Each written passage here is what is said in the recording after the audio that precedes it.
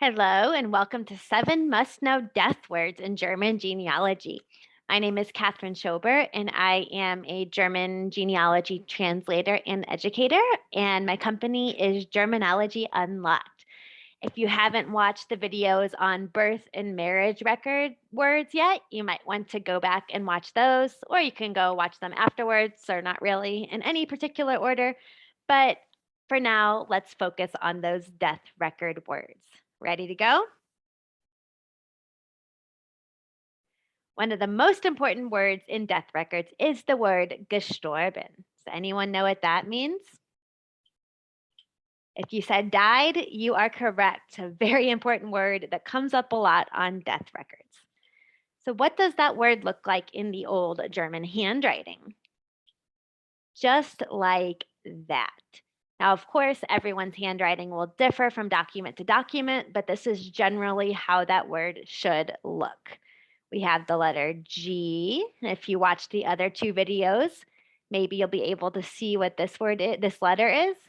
This is our E, and I like to say it kind of looks like our cursive N. S, T, O, and this is our R that I like to say looks like a bucket. You can fill it up with anything you like.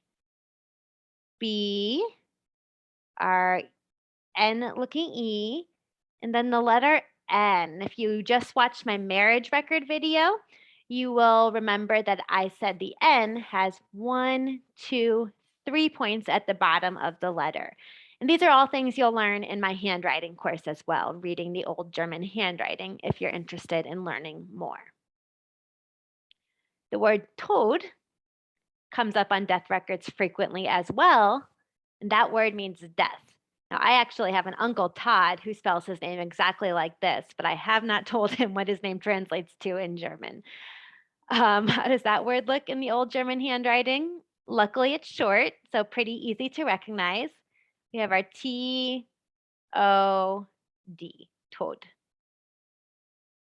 Another word for the word death, kind of a little bit more formal, at least it sounds more formal to me, is Sterbefall. So literally this means case of death, but you might see this on a church record, for example, as in where did the Sterbefall occur or how? And it looks like this in the old German handwriting. So our capital S, T, E, what's that bucket letter? R, B, E, F, A, L, L, Sterbefall.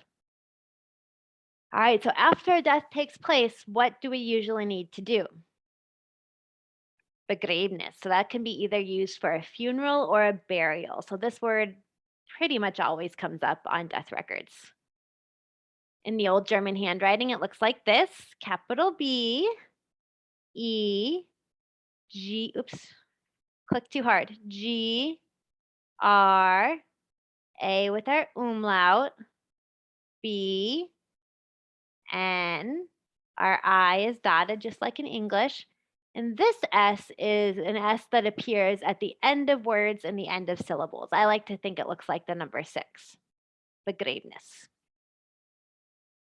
Now, usually in death records, almost always in church records, on vital records, not so much, but on church records, you'll be able to find out how your ancestor died.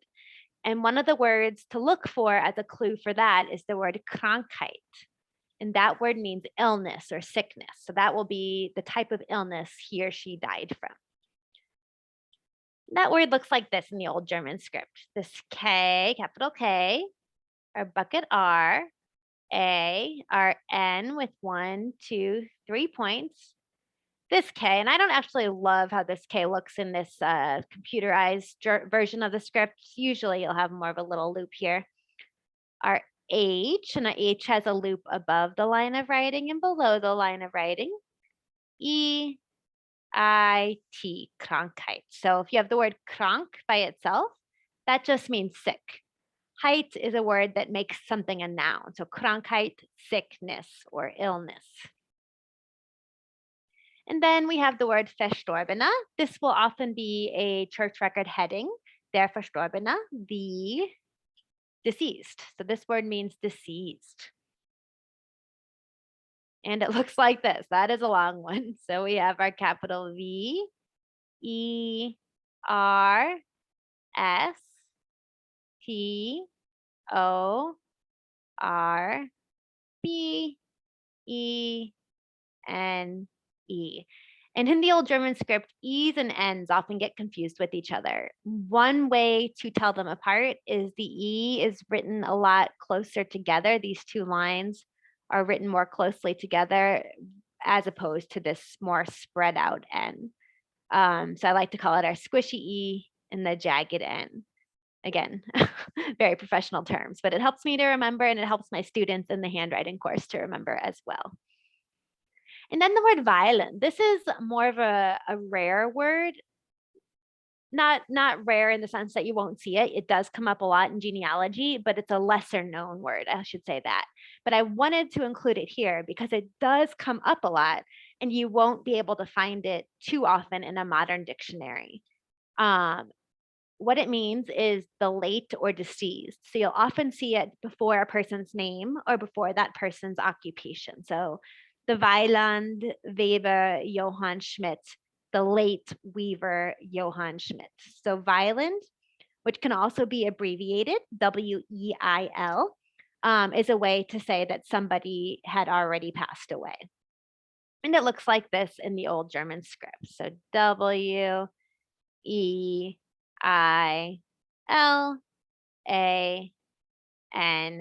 violent. So that means the late or deceased and will precede someone's name. I hope you learned a lot. If you want to learn even more, you can go ahead and check out my blog at Germanologyunlocked.com.